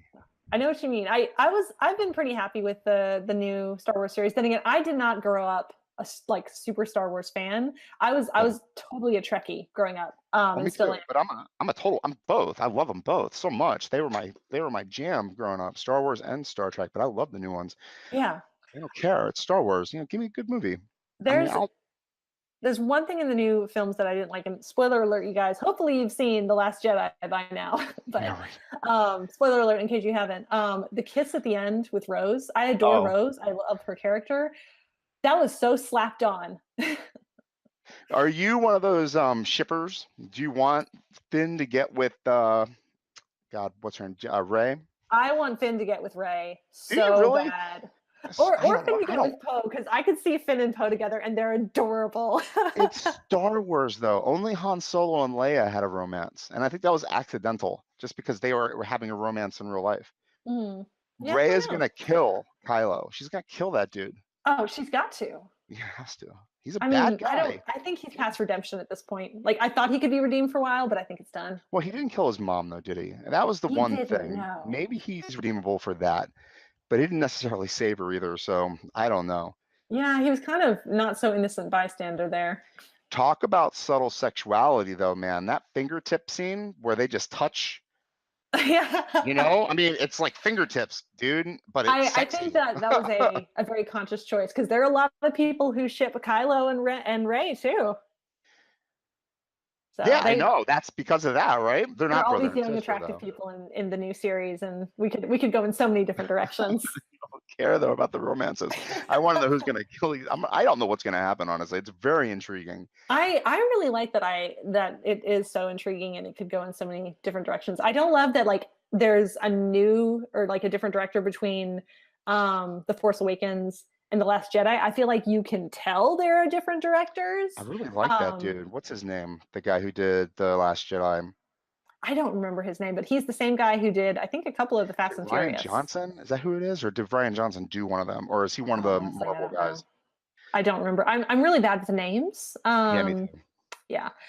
So I don't know, but like it feels like that director like kept most of everything, but like there were a few things he's like, look, I'm gonna do this my way. Yeah, I don't like what you've done. I do not like J.J. Abrams. I I didn't like think him at J.J. all. Abrams, I like his stuff, but I think he's got a little bit big for his britches. I think I mean he ruined Star Trek. He Yeah, ruined Star Trek. He ruined it. I hate him for that. And the new I'm. series sucks too. I don't like it at all. And then I'm a little baby when it comes to Star Trek. I do think I'm more of a Trekkie than I am anything else. You feel more strongly about that. He recast Captain Kirk. It's unforgivable. Well, Like if I'm you're not an gonna, original, I'm look, not if an you're gonna have original a series Captain fan, Kirk, so I don't have bring his. William Shatner into the movie. 90 years old, don't care. Let him be Captain Kirk. That's me. Yeah. Everyone else around him is like 20, but we're still gonna have William Shatner. You can obviously tell he's in a harness. He could barely move. As I have never been too attached to the original series because I didn't grow up with that. I grew up with the Next Generation, and which is but a awesome. girlfriend of mine, she is like super into the original series, and so she and I had a conversation about this, and she pointed out to me, rightly so, that if he redoes the Next Generation, you're going to feel the Oh my same way God. that I do. Why would you do? Patrick Stewart is still alive, and the guy could I know, play the. right? I mean, he Why would hasn't changed in like 20 years. I'll assassinate him? No, I won't. I'm cutting that out right now. But I Don't do will. that. I will laugh if somebody does assassinate him. You. I can't. No, why don't do that? Make new stuff, please. It's so boring when they I redo these know. things. I want new the content. the stuff that people know already is the safe stuff, though. You know. Well, I have a theory that it's to avoid letting new writers into the writing guild or the writers guild Interesting.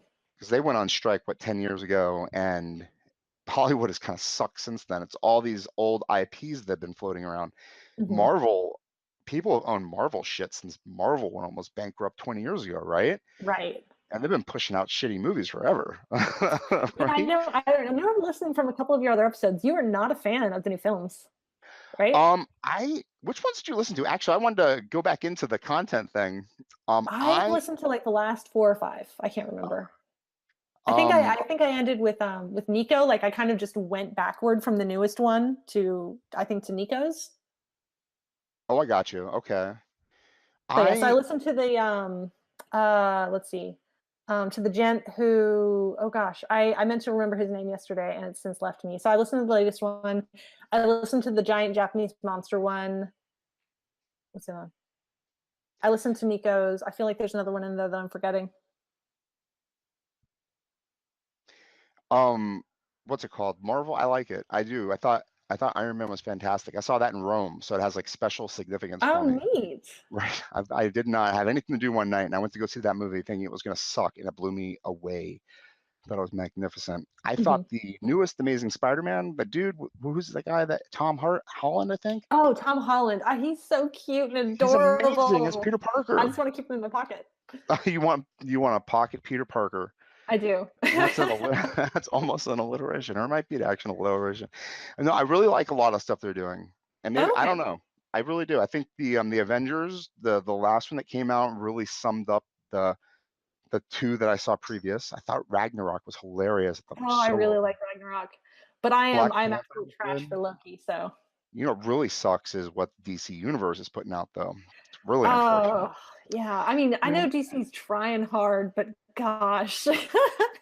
really trying hard, right? They give us the movies that we've been asking for forever. I Superman versus liked Wonder Batman, guys. Woman. Here you go. I was really Oh, happy with Wonder Woman. And then I yeah, feel like they were like, well, we did that thing. Let's get back to what we were doing before. yeah, sucking. Yeah, Yeah. you're you were supposed to like Wonder Woman because it was a good movie. Yeah. They did a And, really freaking good job at that. You know what they didn't do a good job with is that one Suicide Squad. oh. I wanted that to be good so bad, and like I uh, realized that I stopped paying attention 45 minutes in, and I looked back up, and they were still introducing new characters. I'm like, ha ha ha! No wonder I quit watching this movie. yeah. What's Oh, the that other was one? Justice League was pretty bad. I couldn't even finish watching that one either. And I like stuff like that. I think that's what you're hearing is I do not like the DC Universe stuff right now. mhm. Yeah, to be fair, it's hard to like their stuff. I mean, Batman v Superman. Oh, Concept, dude. I mean, why Ben Affleck? I I don't mean, know. if you want a depressed dude that I don't know, he's a really talented writer and director, I guess you hire Ben Affleck, but he's not Bruce Wayne, is he? No, I mean we've been through a number of different Batmans. Um, Who's the best Batman? I think the Christopher Nolan Batman. What's his name? Oh, Bale, He talks Christian like Bale. this. Yeah, I'm Christian Batman. Bale, that guy. My kids now, every time they see Batman, they say, "I'm Batman." Yeah. It's such a good joke. You can do it for anything.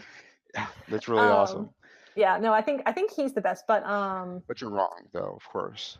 are you a like a Val Kilmer No, diehard what? Batman? Who would? Oh, I just look a little. Michael Keaton is the only Batman. Oh. Yeah, he's Only. pretty great. That's true. He's the only Batman. No, that was really awesome. And he didn't have the physicality. I remember being really disappointed. I'm like, that guy's not Batman. He's tiny. He's Beetlejuice. Hmm. But he nailed it, man. He did a great job. It's too bad And he didn't do Val Kilmer's Batman. I guess he saw the writing on the wall. The movie wasn't very good. yeah, the man, it's just it's Batman seems to be one of those things where like they can't quite get it. Like they keep trying and they're close, but they can't quite get it. I thought Batman Begins and Dark Knight Rises, that was the Hmm. second one, right, with Heath Ledger? I thought Yes. they were beautiful. I thought they were really well done. They are. Christopher Nolan has such like a unique He style. is probably one of my favorite directors. Yeah, he's a really good. He's really got a good eye. Hmm. If Heath Ledger hadn't died, I think the last one, I can't remember the title of the movie, would have been a lot better. Was it Dark Knight Rises? No, wait. Did we already talk about that? I Was that can't remember. Again, bad with Dark names. Knight Forever? No, that was the bad Arnold Schwarzenegger one. Oh, I don't remember. So is that what you mean? That I'm looking at having a hard time finding content? Or But I more mean like I don't know what it is. Like the Marvel company seems to have like plugged in to what works for like the most number of people, which I do think kind of messes with the quality a little bit. But for the most part, I really love them, and I think the quality is really good. I don't think that like the Batman and whatever, or like just the DC universe in general has quite found like their rhythm. You know they're what I gonna mean? mess up. Like They're with gonna what continue to works mess for up everyone. too. They're doing two Joker movies. They've got two Joker Are movies slated. they? Yeah, Is they've got a what's his face? Scorsese movie, right? The guy with no eyebrows? What? Jared Leto. Is Jared Leto being a Yeah, Joker I again? think I think he's gonna. I heard the other day that he's gonna be in one. Mm-hmm. Supposedly, but he might have cried long enough to get a sequel to Suicide Squad or his own standalone movie. But Scorsese's doing one too with Joaquin Phoenix. Interesting. Was supposed to be Leonardo DiCaprio, which I just couldn't picture, and I guess Leonardo couldn't picture it either, so he's not Hmm. doing a movie. Yeah. But Scorsese doing a Joker movie is crazy. This is going to be very interesting. But there's also another Joker movie coming out around the same time, so it's kind of like, okay, so you've got a good idea, Mm-hmm. and then you blow your foot off with a shotgun. Yeah, it's on the Right? I one mean, hand, I'm really curious to see the different iterations, and on the other hand, I'm like, we're gonna have so many of these. right. I mean, we're already kind of, I think one of the issues with me in comic book movies, there's just so much of them, Yeah. right? I mean, the same thing with Star Wars in a way, I guess, but give me Star Wars, give me good science fiction. I'm totally about it. I just feel like I'm drowning in superheroes at the moment. And one side is doing it right. They've got this tone down perfectly. Hmm. And the other side's just doing it wrong. But it's beautiful stuff. Like Zack Snyder's Batman versus Superman was beautiful, wasn't it? I mean, it was really well. It visually was really good, but gosh, it's hard to get past the Bad the storytelling, story. bad. How do you feel Your about? mom's name is Martha too. What? Oh my God, that was so bad. You know what? Maybe that's the Jar Jar of Batman versus Oh my gosh, Superman. that's so true. The Jar Jar of superhero The thing that movies. you cannot forgive, that one moment. Like the movie's okay, I think, up to that point, and then they do the Martha thing, and then it Hmm. ruins it. It's like, Yep. okay, I think basically you just did some horrible things to my brain, and I'm never gonna be able to forgive you for. Just repress it back down. No, it's too Stuff it late. down. Sorry, I can taste it every time I talk now. Oh goodness. Yeah, Man, we've been talking for about an hour and 20 minutes right now. I can Mhm. keep going, Yeah, I'm but down. all right, cool. So, I thought you said you could what keep other going. cons do you have coming up? Yeah, I want to know what you're doing after Nashville, Hyperion. um, Um, I'm trying to focus on a lot more like in-person author events and whatnot. Because again, I like other human beings and hanging out with them, and I find that I have, at least I feel like I have a lot more success, whatever that means, in person, just because, I mean, when you're online, you're kind of shouting into a void. But I really love like interacting with readers and stuff. So I'm trying to focus more on a lot more live shows this year. So I've got a whole bunch. They're all listed on my website, which is wordsbydana.com. And like I said, Hypericon is coming up, which I'm ridiculously excited for. And yeah, the panels and stuff there too. And I, like I said, I just need to make a freaking decision about what I'm working on next. Yeah, it's tough. Um, Deciding. I mean, yeah, finding that next project, especially I bet when you have so many things that could become long. Hmm. And it takes such a commitment. Yeah. I And was working on a longer thing before this novella. I was working on a novella before this novella that wasn't a novella. You know what I mean? mhm. I needed a novella, and I was writing an epic fantasy story that needed Oh to gosh, stop yeah, you doing. can spend years on something like Yeah. that. It's like, okay, this is going into the back, or this is going on to the back burner. I am not working on this right now. Right. Yeah, so it's terribly frustrating sometimes when you're balancing projects. I think just finding that contract though sometimes helps. You know, Hmm. somebody that says, I want this, and you're writing it specifically for them, like the fans of your series. Okay, I will give you the ending of this here. Right. That's a huge push into like, okay, this is what everyone is asking for. Easy peasy. Yeah, clear conscience. Now I'm done Yeah. with that, and I can develop something else, or I can continue working on that. I think it's really wonderful. Yeah, and I think having this opportunity to speak with you has been really wonderful as well. And yeah, If you like go as go ahead. if you go see Incredibles 2, Oh, I just heard that my older sister went to go see it last night and she said it was so good. be prepared to cry. Oh dear. That stupid, That's stupid, stupid Pixar animation. another really good one. Man, I hate Disney so much now because they do what I want to do really freaking well. You know what I mean? Hmm. Capture human emotions, capture the human experiences, and they do it without even using real human beings. Right. I They mean, make quite it all literally up, with Inside Out. right? I mean, yeah, what? Yeah, I mean, it's amazing, Yeah, honestly. It's historic.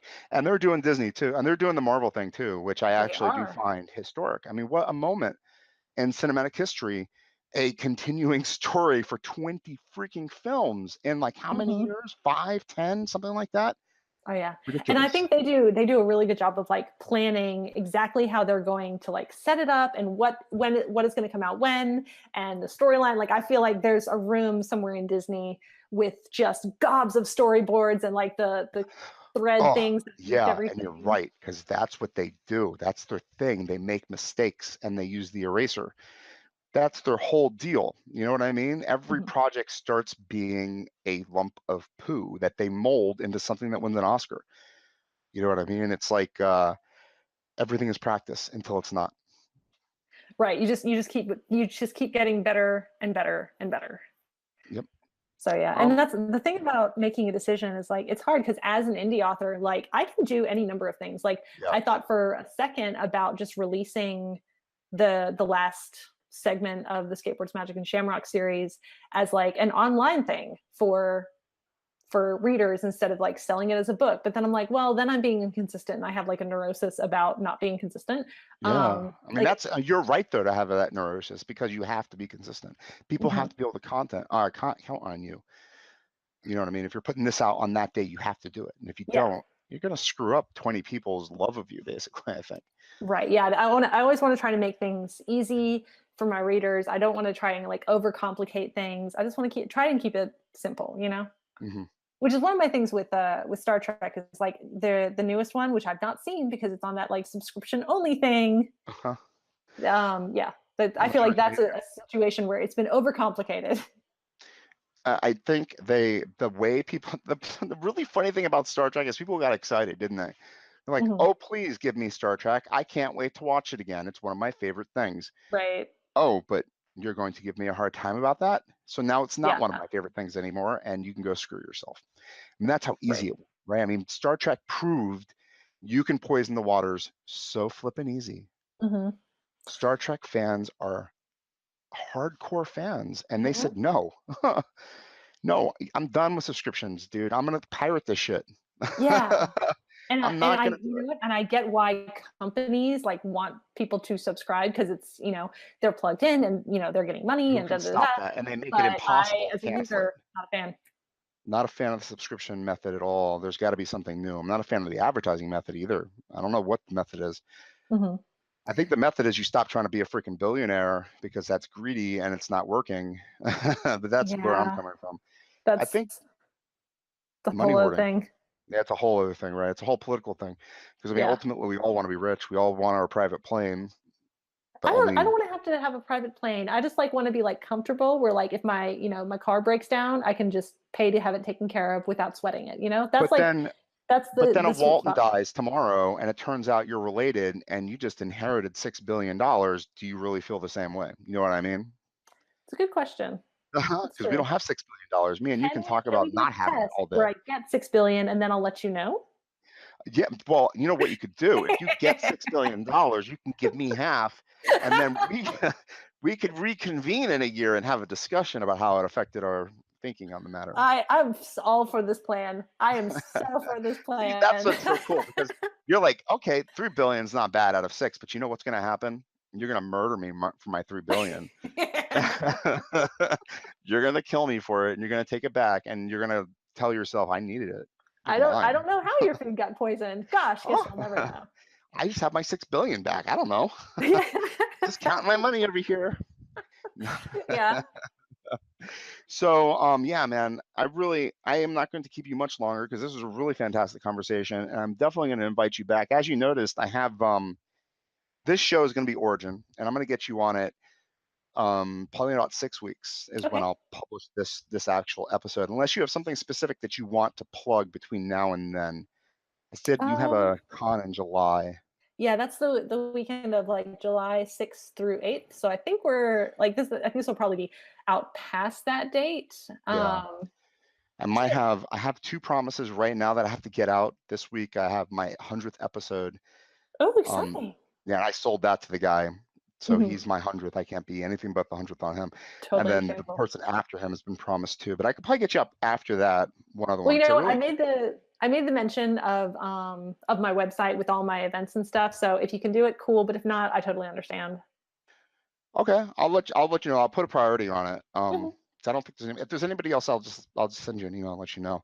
Okay. But I do finish the podcast with a couple questions. I mean, obviously, you're heading towards a good direction. You had a Mhm. great booth. You have team with you, Yep. supporting you. I mean, a lot of authors have that partnership that really carries them through. I mean, Stephen King has Tabitha King, and I Hmm. don't think we'd have Stephen King without a Tabitha King. You know what I I mean? totally agree. I'm not sure he would have gone anywhere if it hadn't been for her. Totally. She pulled his freaking nut. She pulled Carrie out of the trash. I know. Yeah. How important. I mean, so I look at my wife like that, and I see her as like, the cornerstone of everything. She Hmm. hates everything I write, which is good, right? I mean, she just never going to get emotionally attached. And she's all about pointing out the stuff that she doesn't like, so it's all good. Right. Mike is very much the same way. He's not a reader, like secrets, you guys. He's actually never read any of my books. Oh my god, But really? yeah, My no, wife has I read mean like everything he I've written does in the so last 6 years. many. He's just not a reader. Like I think he's read maybe 3 books in the last 3 years. It's just not his Uh-huh. thing. Uh-huh. So yeah, but I mean he does so many other things to support me beyond belief. So like it's fine. Cause You and know what I for just someone realized who though, hasn't read the books, he's pretty good at selling them. right? I mean, I didn't even know. I thought he was totally about every single word in those books. But you know what I just realized is I'm a Mhm. bigger crybaby than you. Oh yeah? Yeah, because I cried so hard that my wife has no choice but to read every single word that I write, and you actually give your husband a choice. Oh, see, I think it's just degrees. Like I said, like he does loads of other stuff, and I know he's not a reader and whatnot. I think I was offended for like a minute when he was first like, yeah, no, but How'd yeah, that happen?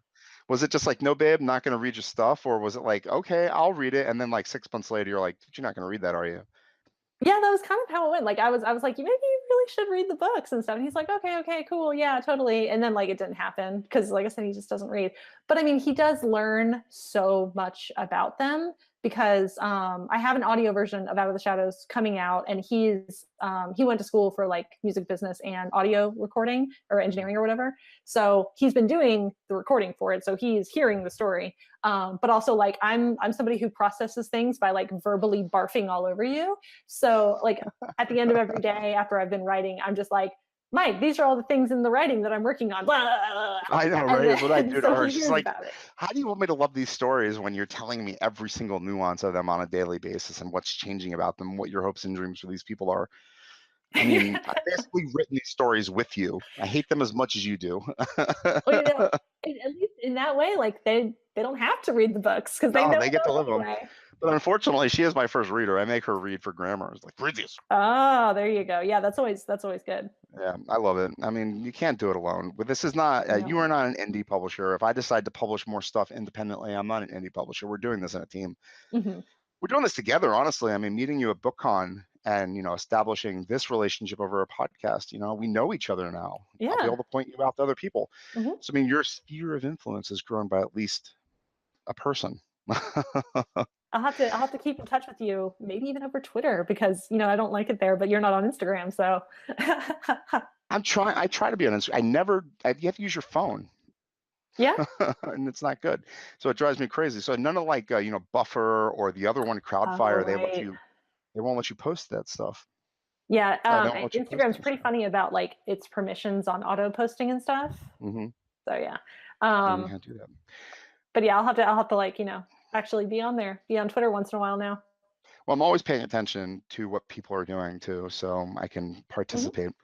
My one of my second question, which I didn't even ask your first question because you've obviously given me a lot of good advice for people to kind of follow and emulate what you've done with your career. Hmm. But my second question is, what are you consuming right now that you would recommend people kind of look at and enjoy That's themselves? Books, games, music. I mean, anything that comes to mind that you're kind of saying, check this out right now.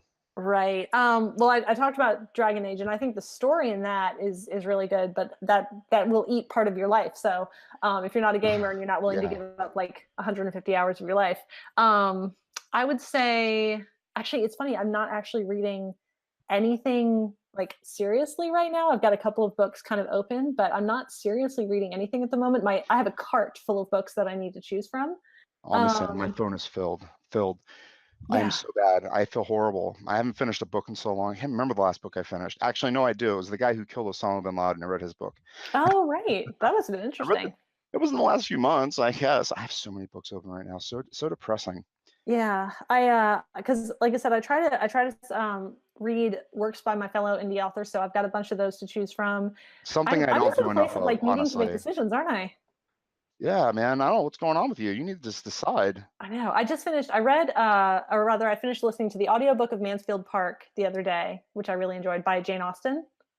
Oh, really? Oh, you Yeah. like those old authors? Oh, I do. I read a lot of dead authors. C.S. Just you Lewis, saying Jane her name. Austen. You saying her name is like a toothache to me. Oh, really? Yeah, I don't like. I've Is never it read the any way work. I'm Well, saying it, or just her name? she wrote Pride and Prejudice, right? Oh, I love Pride and Prejudice. My favorite.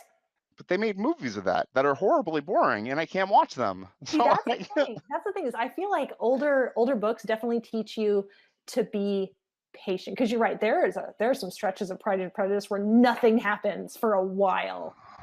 Like I want all my bits with Darcy and where Elizabeth is hanging out with Charlotte and Mr. Collins, who's ridiculous. Like I want all those character interactions, but man, like I don't care about your tour of the countryside. I mean, that's the thing, isn't it? It's so painful. I mean, obviously, I got my degree in English, so I mean, I've been exposed to this stuff Right. too much. I mean, I love some Shakespeare. I love Hemingway. I love certain people, but that era of writing is so purple, so I know what purple. you mean. If I Like wrote that way now, I would be laughed at. So my mind is like, what am I going to benefit from reading this? It's like the story is convoluted, the the writing is like horribly built up to the point where if I did try to do that, I'd be laughed at. Just like, I think with Jane Austen, my big thing is, and this is pretty much like just what I love in books in general, is like the character interactions. Like I legitimately want to slap half the cast of Mansfield Park. Like I need them all to check themselves. right, And so that's what I classic personally though. really enjoy. But You you are couldn't. totally right. Like some of those older classics, they are Mhm. they are slow. They teach you to be patient while reading, for No, sure. that's very true. And they also have taught authors how to write for how long? That's 100 true. years and 150 years? How old Eons, is that yeah. book? I mean, yeah. So, I mean, Those are 150, 200 years, something like that. So, I mean, those books are classics. They have everything to do where we are right now in terms of our world literary, and we can't take that away from them. Mhm. But at the same time, I could read a book that was published 20 years ago that's easier to read. That's probably going to give me the same kind of insights. I don't know. Maybe that's being lazy on my part. But I again, think part of it is a language barrier. I mean, everyone I yes, know has a problem reading Shakespeare because it's practically in a different language. Like I was actually a theater major in mhm. college, so we read tons of Shakespeare, and like you I kind double of majored in it's like theater. Love it. I'm sorry, Love I double majored in English and theater. I love theater so much, but I dude. love Shakespeare. Shakespeare's like my favorite. I Mhm. love him so much. Yeah, and Well, I one of mean the a reasons I'm lot a happens in writer. his plays. Yeah, I mean he's a genius when it comes to plot, right? Hmm. And in terms of poetry and in terms of character, I mean, God, he's got everything in those Yeah, plays. But like you said, if you're not prepared to read Shakespeare, you're not going to enjoy Shakespeare. If you're not prepared to read, um, God, Jane Austen, you're not going to enjoy Jane Austen. yeah, and I mean it's you have to go in knowing like this is going to be very old language, and they're going to be very like I feel like there's a lot more words used back then than we would use now to describe something. Yeah. Do you know what I mean? Yeah. Unfortunately, I think the idea of, go in and trim the fat wasn't really discussed at that time. I think it No, was Phil. wasn't Dickens paid by the word? Exactly. I was going to say something along those lines. Like, you wanted fat books because you're sitting in front of a fire in the wintertime with nothing else to do. Mhm. Daddy, read that verbose book that I fall asleep to every night and miss like hundreds of hundreds of pages while I'm snoring. I Yeah. mean, they didn't care what was being read. They just wanted something to make them forget that they're starving, probably had Mhm. black lung, and were, probably going to die tomorrow of something horrible. I don't know. I What a love the horrible way time to be that alive. no, when novels first came out, though, it's just so funny to me. I feel like whenever like a new entertainment comes out, like people always cry evil at the new entertainment. So like when like fiction novels came out at first, people thought that they caused like brain fever and that they caused all these like moral issues. And I think that's So interesting. hysterical. Don Quixote. It was actually, what is it, Man of La Mancha or Don Quixote? I think it's Don Quixote, the book by Cervantes, is that who it Cervantes. was? Yeah, Yeah. it was the first novel, and there's a connection to Shakespeare. They might have actually hung out in Spain during a war or something along those lines while Oh, they both dude, were in that'd the be Navy. amazing. Right? I mean, it's so fantastic. And Hmm. that book was recently made into a movie by Terry Brooks, finally. If you know the story of that I'm situation where familiar with the story. I didn't know it had recently become a film. well, he's been trying for decades to make it into a film and just recently finally succeeded in putting it in the can. And now there's intellectual property fights happening about Oh, I see. the copyright of Man of La Mancha or the Don Quixote. Right. So interesting. Yeah, but you're right though. Every time something new comes out, people want to demonize it, and people want to demonize indie publishers too. They want to make you guys look foolish. It's not real writing. It's not real storytelling. Right. You're not professional. It's not the same quality. And I think it just depends on how much effort and time you put into it. Because I do have a problem with someone who like doesn't get something professionally edited and just like slaps it up on Amazon. I don't again, I think that there's definitely merit in the fact that someone has written a book that's amazing, but like I Yeah. think you have to go through the process I to agree. I did call not get it. my story edited properly when I put it up on Amazon 2 years ago, or a year ago, or 2 years ago, however, 3 years ago, actually, at this point. Mhm. I took it down. It was embarrassing and nobody bought it. You read the introduction, you read the first chapter as a sample, and you kind of realize that I needed to spend at least another month trimming, making things Right. tighter. And you learn from those Well, mistakes though, you which have is to make good. mistakes, right? You have to Yeah. fail. Mhm. I What mean, is if we that? Is succeeded, this a phrase if you we were used Justin recently? You Bieber, fail we would until you just be win or pretty. something? What's that?